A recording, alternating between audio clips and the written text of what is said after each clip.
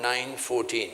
And when he came to the disciples, he saw a great multitude around them and scribes disputing with them.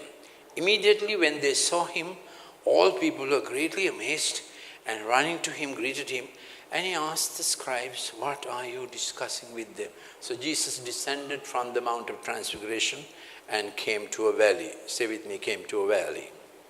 3 of his disciples were with him up the mountain. 9 of his disciples were not with him. They were at the foot of the mountain. My suggestion is those 9 were not ready for the experience James, Peter and John had, and Jesus took them up and fortified them, and Peter later spoke about it. So it was important for his recovery. Jesus knew the valley Peter will go through when he denies Jesus 3 times on that night.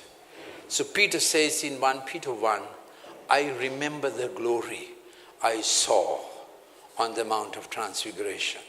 So when he was utterly dejected, he had said, "I don't know this man. I don't know this man." 3rd time he used curse words, swear words and said,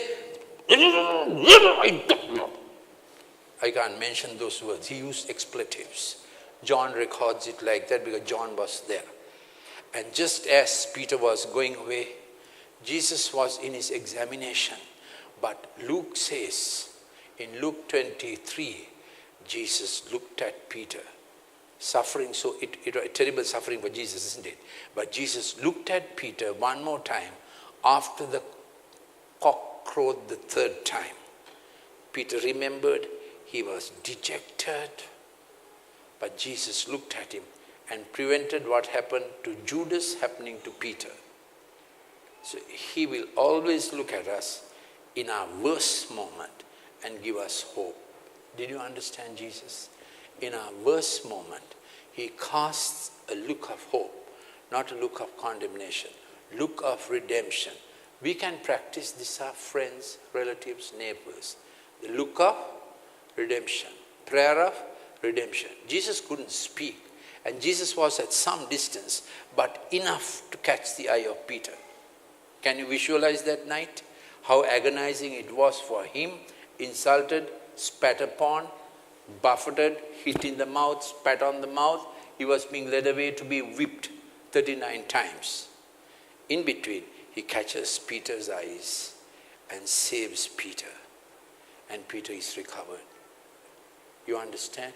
That was how Jesus did it for Peter. So Peter was up on the mountain and he remembered the glory in his worst times. He remembered, I saw him shining. He's truly the Son of God. I can't forget it. Peter said, I can't forget it. Say with me, I can't forget it. The better days, the moments of God's glory when he touched us deeply, I can't forget it. Say with me, I can't forget it.